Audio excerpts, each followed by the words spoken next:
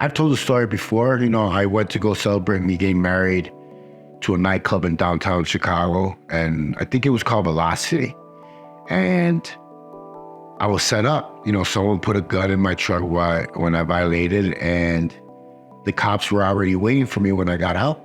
So when I get out, they arrest me, and what perfect crime? One that I've been found guilty for a dozen times. Guns, shootings. So they put this gun on me, and I'm looking at some serious time now, because this is like my 7th gun case. But this time it was different. This time I had money. This time I had connections. This time it was just a whole different ballgame. And I ended up beating that case. I won't go too much into detail. That's a story on its own. I ended up beating that case. Juan De Leon was my lawyer, best lawyer in Chicago. And I beat that case and, got out, and my head got bigger. So now I'm thinking that I'm untouchable. Now I'm thinking that I am pretty much the mob with the cartel, And I get out and I'm thinking, okay, so now my own friends want me dead. My own friends want me locked up. They want me off the streets. Obviously, I don't know what it was, if it was jealousy or what, but I do the biggest no-no that in Chicago is like bad. I flipped to the other side. And I always tell people, I was born and raised on 26th Street, on Christiana. Our Armando store was right there on the corner. The Christiana at the end of the street, it used to go into a mechanic shop and then come out to the busy street. But now I think it's a dead end.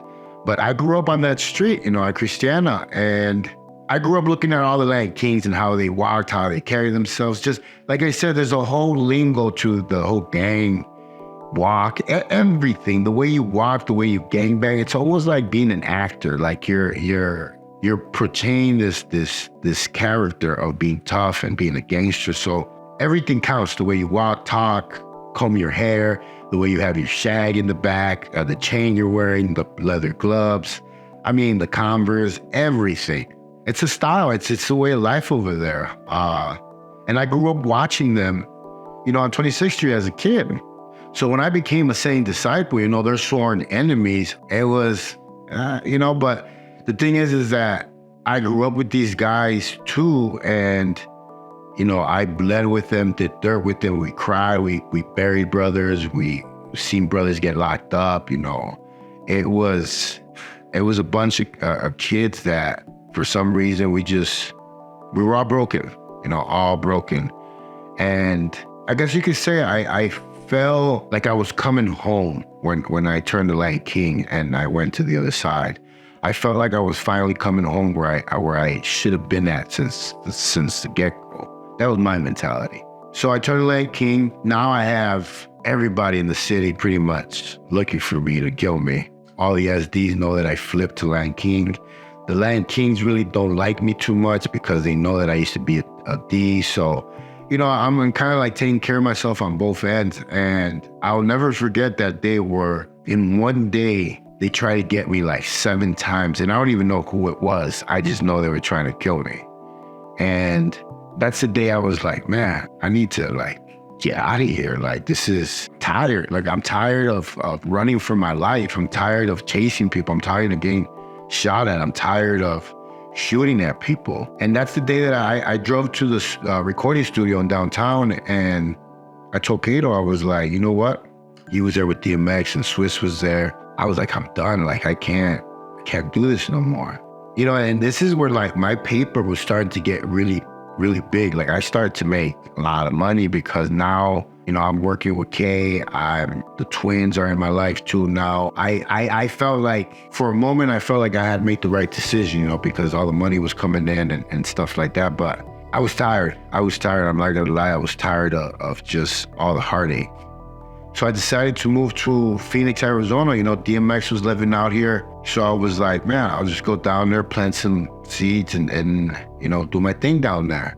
And I could keep an eye on D. And, on the night that Kato got married and had his wedding party in downtown. DMX was there, and we were in the bathroom chopping it up, and we both spoke about the demons that we were carrying, you know, from childhood to now. And, you know, I really thought that Arizona would be a good move for me just to get away from everybody. But the only thing that Arizona did for me was save my life. You know, I came down here, and I mean, I was broke in 6 months, and I came down here with at least $250,000 in my pocket.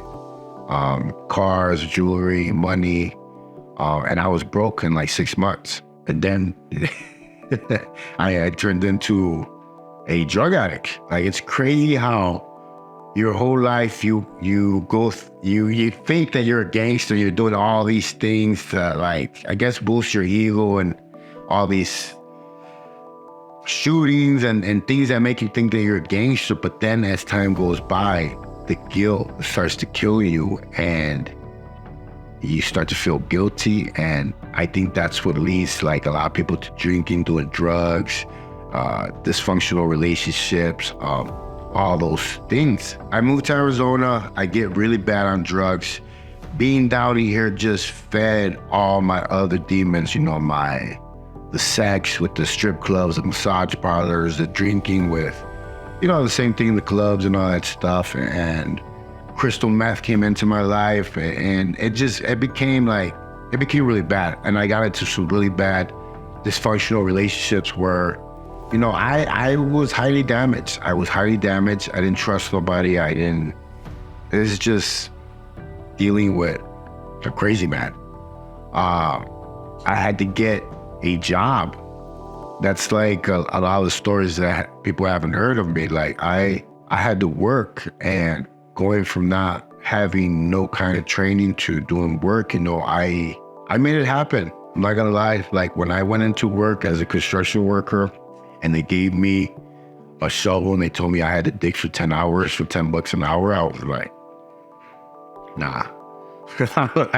I'm good. Like, what do I need to do to not be that person? So I ended up getting a bunch of certifications in, like, OSHA, trenching, manhole, heavy equipment. And, you know, I've told the story before where I actually made copies of all the heavy equipment.